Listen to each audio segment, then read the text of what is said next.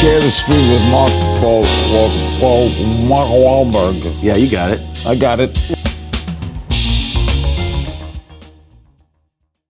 What's up, everybody? Welcome to the Patreon. This is the first one, Chadley. I'm here with Chadley, of course. Hey guys, I'm Chadley. Thank you for your money. I Ooh, like it. money. We love money.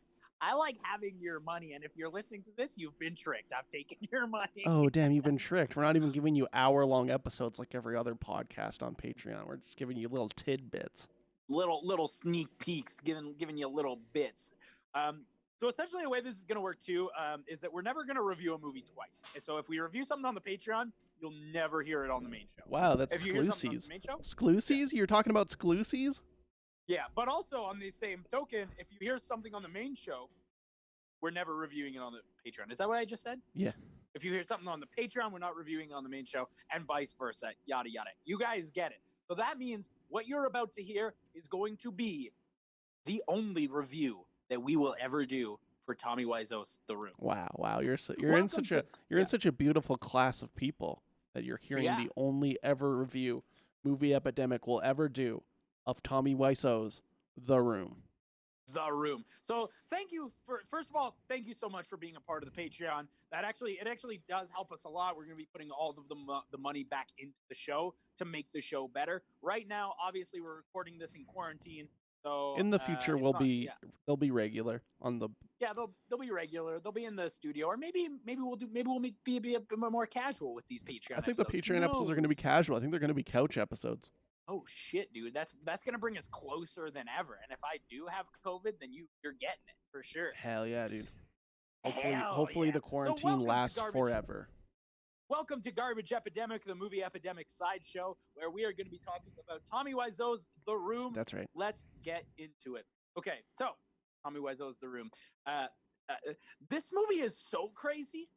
Like, this is one of the most buckaroo things I've ever seen in my life. I rewatched it for this podcast, and I've seen it many times, but I forgot how crazy it is. Here's the thing about The Room is I've tried to watch it so many times. I've only seen it through twice because every time I get to the 11-minute sex scene and I'm like, well, that's enough of this, and turn it off.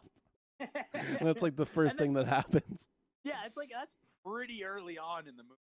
So I want to go scene by scene with it. Absolutely, break it down. Let's break it down. Each scene is more bananas than the scene previous. That's what's so crazy about this. So first scene, you have Tommy Wiseau, and he's coming home from work, and he's like, "Hi, darling. Oh, I love you so much."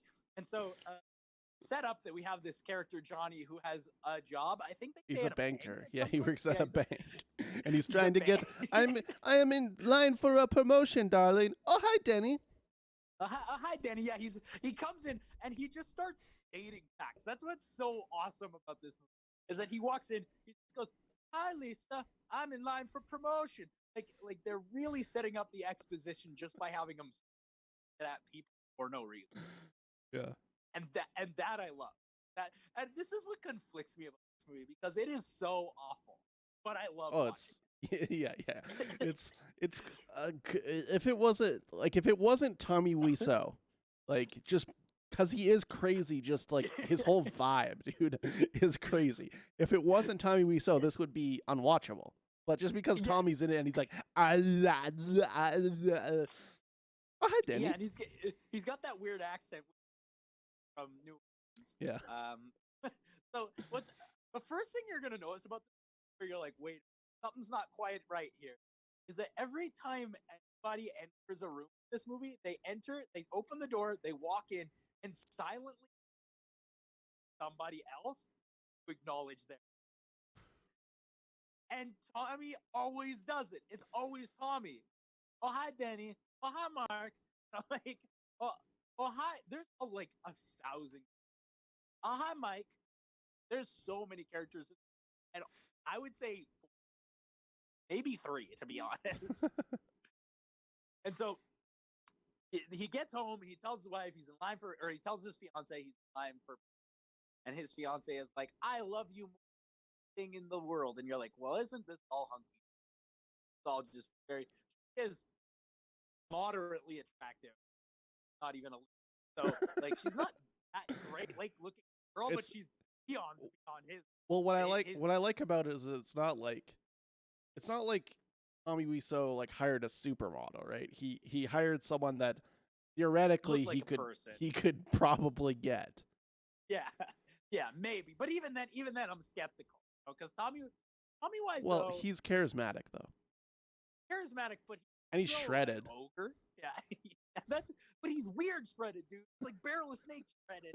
You know, His back looks like a fucking barrel of monkeys, fucking like it looks like swinging he around. paid to be that shredded. It looks somehow. It looks he like paid, a certain- you know, in Rambo 3 when he's wearing that plastic suit.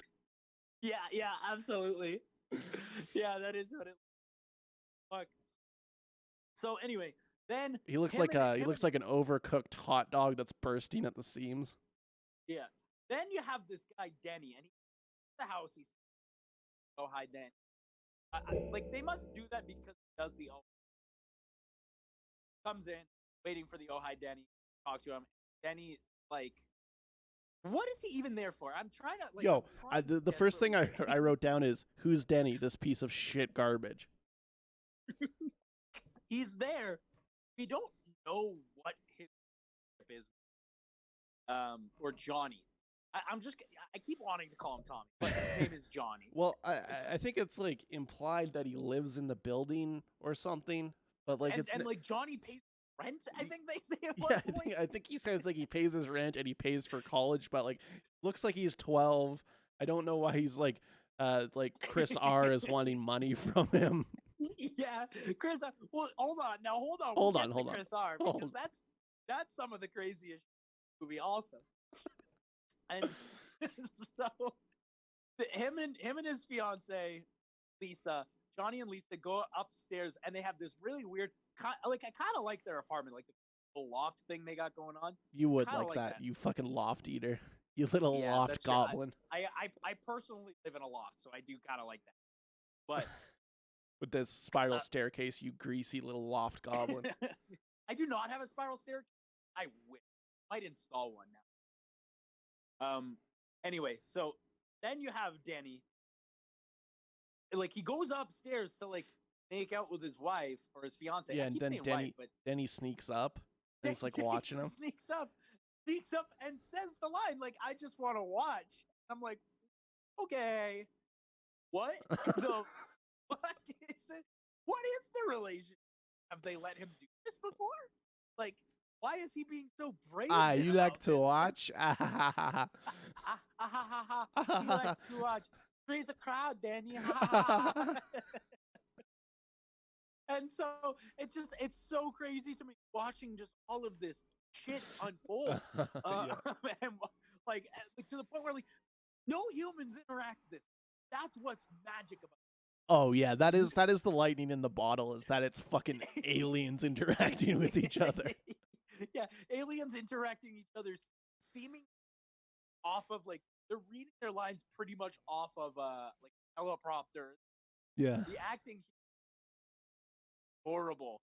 It's so bad. There is not a single redeemable performance in this entire film. Like, Absolutely. It's bananas, dude. Everybody's so dude, bad. Like smash cut to the next day where all of a sudden she hates him and the mother is like the most annoying character in the world. yeah, so yeah, the mother comes by and yeah, she apparently is a woman, which is like fine. Guess he could make enough to support both of them. I don't know, dude. In Francisco, San Francisco, like a one person income, I don't know, dude. yeah, that doesn't quite right. But I think like she also at one point said that she had a job that she was like a scrapbooker or like Oh, maybe. I don't something? recall that. Something. But the Maybe, like, script an is so interior- wild that it's like maybe there's so much details. Like if you watch like the documentary about this, like there's so many details that are just left out that Tommy assumes you know. Yeah, but anyway, then we have this bit where like the mom is like talking to her, you should marry Johnny, and she don't love him. I beg to differ because I watched for 11 painstaking moments as this man fucked your belly button. There's no way you would let a man you do not love do that. There's no way. Makes no sense. That's true. And, and so then he's talking to her, and her mom at this point is like, it's definitely true. I have. Let me tell you, you were concerned about finding out if that mother was, in fact, like did survive from breast cancer. Any other information about breast cancer, you will be sorely disappointed. That is a piece of dialogue that, because it's not in the movie. Never comes up again. No. And see, like the other stuff, like job and like sole income or whatever, like all the assumptions that Tommy wants you to make, I simply and the assumption that Tommy wants me to line of dialogue. Where are we going with this? And so then, and they brush past it so fast. She's basically like, oh, we're talking about my shit right now. Talk about the fact that I want to fuck somebody else. But then here's even one of the most confusing parts. And this is the first scene, Mark in it. Yeah.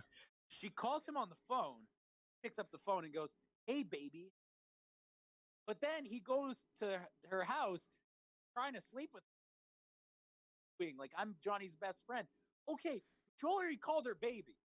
So all I can assume is that you already had a this person. Uh-huh. So why are you acting like why are you being so and it's so because like every time Johnny's not in the room, only thing Lisa can talk about is how much he's Yeah. I don't And how much she's in love with Mark. Yeah, how much she's in love with Mark. And then as soon as Johnny's back in the room again, head over heels.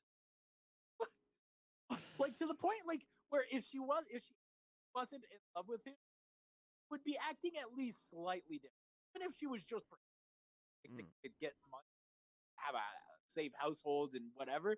Even if she was just pretending, I still don't think going as buck wild on him. Fucking Mark on the being staircase.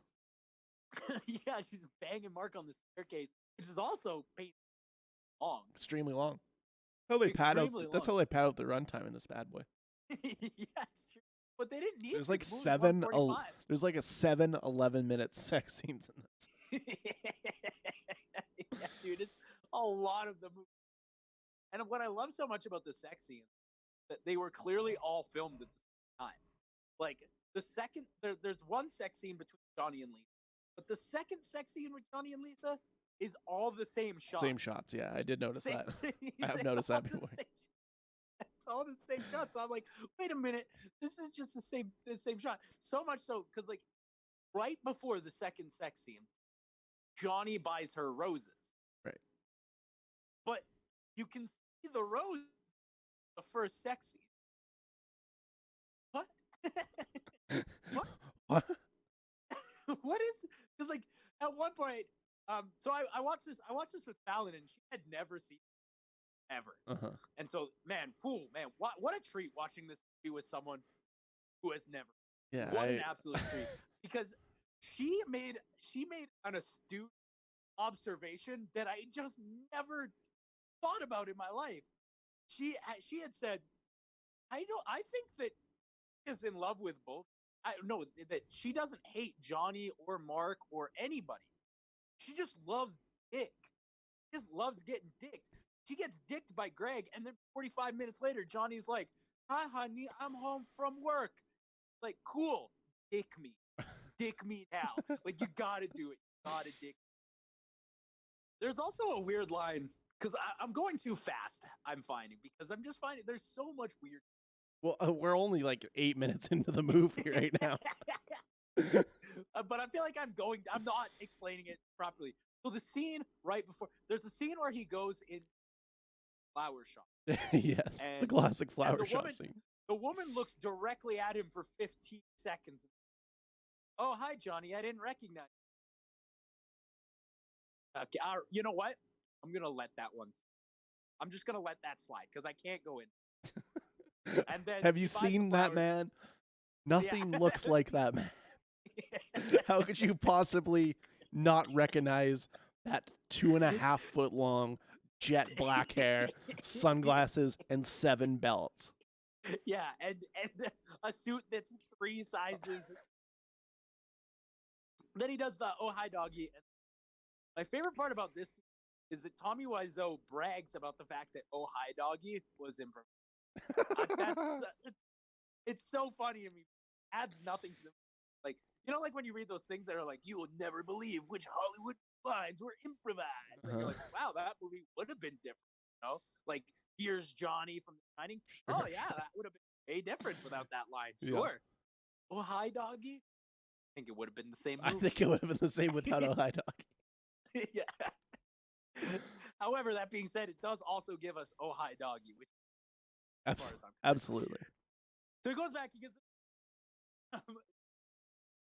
this point where she's like, "This I'm about to tell you about another line that confuses me to no end." She's like pouring drinks, and she's like, "Have a drink," and he's like, I don't drink."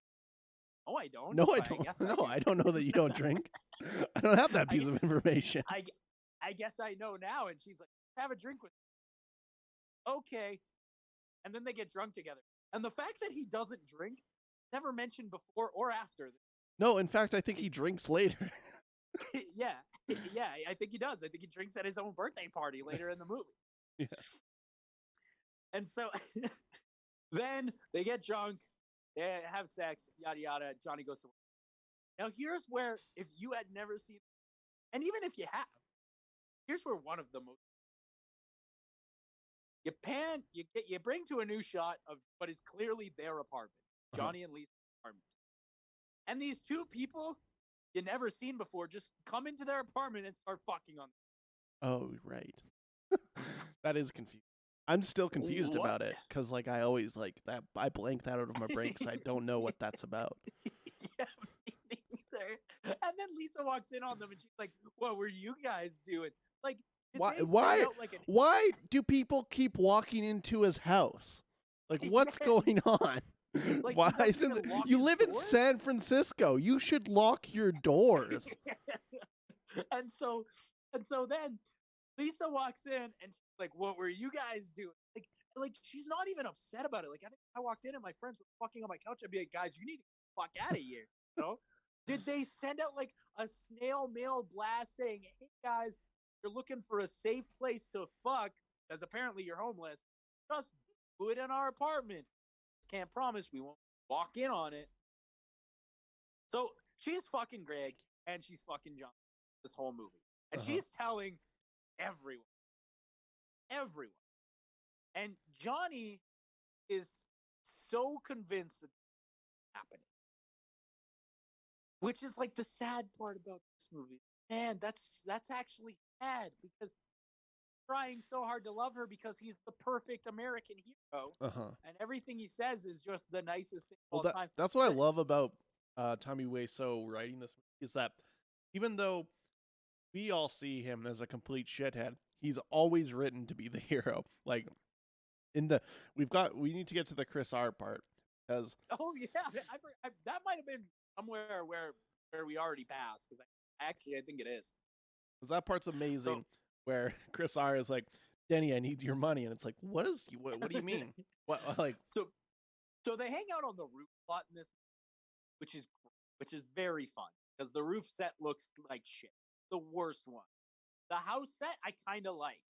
Not lit well, but I kind of like it. The roof set's amazing because it's like very clearly green screened, and, like around their hair and stuff. Screen. Yeah, absolutely. And so they're on this roof, and Denny is just standing there with a football, which he, by the way, just perpetually has. Standing there with a football, and this guy comes up and he's like, "My fucking money, Denny." And you're like, who is this now? Who is this? And he keeps Who saying could this that his character name be? is, he keeps like, "Oh hi, Chris R." Oh my god, what an alien! Why did you say its last initial? You're an alien. You're an alien. Why would you say that? Have you ever seen the documentary on this Fistful of Spoons or whatever?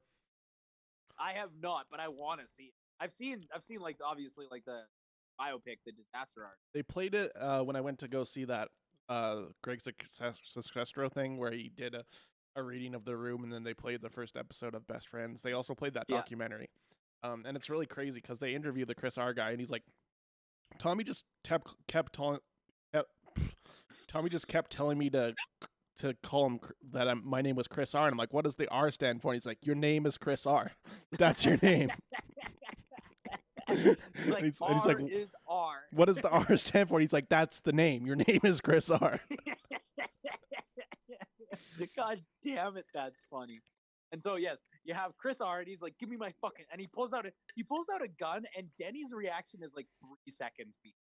He's like, "Oh whoa," like it's like there's such a fucking weird distance between him and pulling out the gun, and he's like, "Give me my fucking money," and then Johnny comes up and he grabs this guy, and he's like, "You're going to jail," and so then this scene is the most confusing scene in the whole movie. Uh-huh. And a lot of these scenes are only confusing because they're never mentioned again. Like, this is like, you're not thinking about it as you're watching it. You're like, oh, okay, new plot line added. Right. And then later on in the movie, like, hey, wait, hold on just a minute. What the fuck? What's that all about? Well, that's the best scene though, because they all everyone comes up to the roof. the And like, mom and everything. and like, Lisa's there, and she's like, "What kind of drugs do you take? What kind of drugs do you owe? Why do you owe money?" why you owe money? And he's like, and my favorite part is when Johnny's pulling him away. And like Chris R doesn't fight back at all. He's like, I'm in prison now. He's like, I'm calling the cops when Johnny and Mark are pulling him away. And then he's like, why do you owe him money? And he's like, it doesn't matter. He's going to jail. He's Yeah, going to jail. Yeah, it actually does matter, my dude. I'm gonna need you to tell me what the fuck this is all about. Why does and there at one point he does say like I just owed him money. Why did you Drugs, owe him for money? drugs. Yeah. What Yeah, but drugs they are you doing? Yeah, and then the mom, by the way, was pissed off that Denny existed in the previous scene. Suddenly a mother hen to this kid. What? This is because there is a point where the mother is like, "Do you just let anybody in this apartment?" And I'm like, Yeah, that's my question. line That's was also my improvised. question. That line is improvised. That I'm sure of. And it's so crazy. It's so crazy. Like how the fuck does this movie exist in this way? Dude, and So- right after that, there's maybe my favorite scene in the movie, where she calls up Mark and she's like, I miss you or whatever. And he's like, what do you mean? I just saw you. What are you talking about? Yeah, I just saw you. true. My favorite part about that though is that Tommy had to write that down in a. He's like he wrote down I miss you, and then he was like, how do we respond to this? What do you mean? I just saw you. What do you mean? I just saw you. Yeah. Greg is also Greg. I keep calling him Greg, but his Mark. His name Mark is also like a shitty guy. Yeah. Like everybody in this movie, is a shitty guy pretending not to be a shitty guy. We're just friends with And- Greg, so that's why we call him. Oh yeah, that's right. We are friends with Greg. We have met him. Good guy. I Yeah. like Greg. He was dead behind the eyes. He- and so then this movie, like every second of this movie becomes more alien than the second before. Because then Tommy is just hanging out with this psychiatrist guy, and I'm like, oh, he's going to therapy? Oh no, this guy's just his friend. Yeah. Who is this? We don't know. Who the fuck? His name's Peter. Who is this now? And he's like, you're my best friend, Peter. And I'm like, are you? I've been watching this for 55 minutes. I'm pretty sure you've been calling Mark your best. best friend the entire time. Yeah. And then, of course, there's the classic scene where Lisa tells her mom, she said, and Johnny got drunk last night and hit me, which didn't happen. And I still to this day am not fully sure why she did it. I mean, I think I could figure it out if I thought about it long enough, but I don't want to. And then it leads to the classic scene, everybody's favorite. I did not hit her. Oh, hi, Mark. And then him and Mark have this really weird conversation where Mark is like, man, there's this girl got beat up so bad. She had so many different boyfriends. She got beat up so bad. She ended up in the hospital. And Mark is like, and then Johnny's like, ha ha ha ha ha ha. What the fuck? Good story, Mark. What a story, Mark. He's laughing. And I'm like, all right, I'm confused. I'm confused at what the tone of this is at any given second because it changes on the fly so much. You're like, oh man, the drama now. Wait, comedy? Pure comedy. Well, Pure yeah, comedy. Is this slapstick? I'm not sure. that's one of my favorite things about kind of like the whole like mythos of the room is that Tommy wants you to take it seriously so bad, but then once people started liking it and laughing at it as a comedy, he's like, "Oh no, it was always supposed to be a comedy." It's like, no. He wants to get you invested in the Roomiverse for sure. But here's the thing: is that this is maybe one of the most quotable films of all time, and I like nobody has any interesting lines except for Tommy. Like all of the good lines belong to Tommy, and I think that's on accident, and maybe it's just because Tommy is so weird and his delivery is so bananas. Yeah, that Like, I think that like has a when you, lot to do with it. yeah, like I think like if Greg was like, "This is bullshit. I didn't hit her. I didn't," like we would have forgotten about.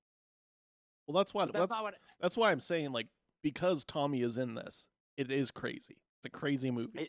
It is crazy. It would without him, it would be nothing. It would just be the most nothing movie ever made. It wouldn't even be bad. I don't think. I think it'd be like a 2-star maybe, but it wouldn't be what it is now without Tommy, because Tommy is such a delusional weirdo.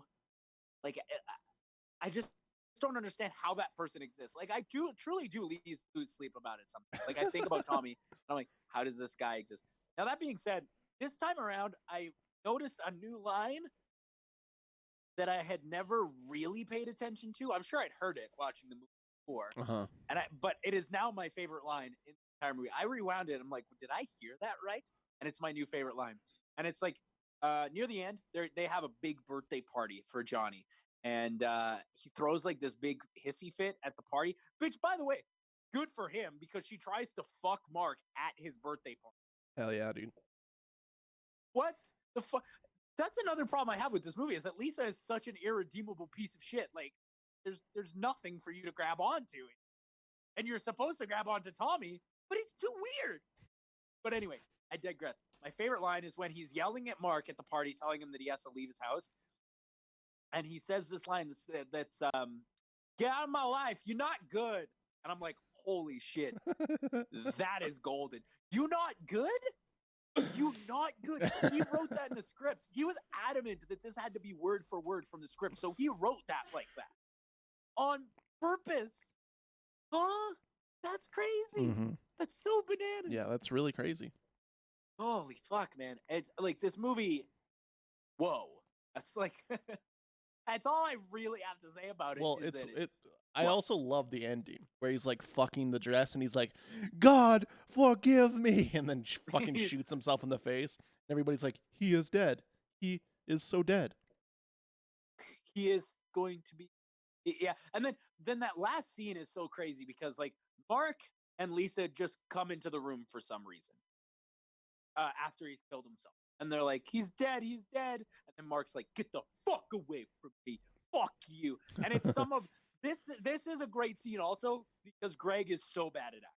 Yeah. He's like, fuck you, he's dead because of you, fuck you, get the fuck away from me. Man, oh boy. Another thing that I didn't really ever pay attention to until this viewing is just how many people she tells that she's fucking Mark. Like it's. Oh I yeah, think like all her every friends at single the character- party. Yeah. Her mom. She tells her mom. Yeah. She tells her mom. Very and I'm like, soon in the "Wha-" film. And another thing too is that I never realized how terrible of a mother that woman is. Also, she's like, I don't love Johnny anymore, and she's like, well, he's paying the bills, so you better marry him. What the fuck kind of mother has that advice? That's horrendous. That's awful. Yeah, dude. I remember when I first got Letterboxd, I was going through and rating all the movies that I had seen before. And I had given this a 2-star rating. You had seen that. Said, you can't give this movie a 2-star rating. And I said, why not? And you made probably the best point about this movie that I've ever heard in my entire life. And you said, you can't give it a 2-star rating. You're watching The Room. You either have to give it a 0.5 star or you have to give it a 5. You can't give it anything in between. And I listened to that advice, and I think I went the way they didn't expect me to go. This movie's a 5. I'm giving it a 5 star on the Chasky scale. I love it. It's truly bonkers. From an dude. It's entertainment standpoint, yes. From a movie standpoint, it's very clearly a half star. But I'm gonna hold it at the atypical 5. I love it. Hey, God bless Podcast you. Pod 8000. Hey, Buck, it's Podcast Pod Oh. 8000. I didn't realize you were going to be on these episodes. Guess what? I'm on the Patreon. Oh, God damn it. I You know thought this was going to be why a I'm safe here? spot. No, I don't know why you're here. I'm here because everybody who is listening to the Patreon episode is gonna get a sneak peek at next week's Patreon Oh, episode. shit. Cool. On the next episode of Movie Epidemic Patreon next Wednesday, we're going to be doing a new show called King Epidemic, where we review films based on Stephen King adaptations. Absolutely. Because we thought that maybe you guys were going to miss it in Spookytober this year. And this time we're reviewing Firestarter Very on exciting. the podcast. Thank you, Podcast Pod 8000. So make sure you check that out. Of course, big, huge thanks for being a part of our Patreon and listening to the show, listening to Patreon episodes. You can check us out on Facebook, Instagram, Twitter, iTunes, Spotify for the regular episodes. And you said it's not called iTunes anymore. What's it called now? Apple something? Apple Podcasts. Apple Podcast. Okay. All right. If you're listening on Apple Podcasts, that's fine too. So thank you guys so much for listening. Do you have any other last thoughts on The Room? No, it's just like an experience, though. Like, it's like, I feel like everyone needs to watch it at some point. Yeah, you need a seatbelt. It's a cultural phenomenon, really. Yeah, yeah, I agree. I think everybody should see it just to be aware. I truly think we could have done like several hours on The Room if we really wanted to break it down more. Because every shot of it is insane. Yes, I absolutely agree. 5 stars on the Chesky scale. Thanks, guys, so much for being on the Patreon. As I guess if you're listening to Trek Epidemic, you'll be hearing that on Friday. New episode is going to be coming out on Sunday, and then of course we're going to be talking about Firestarter next Wednesday. Cool. Thanks.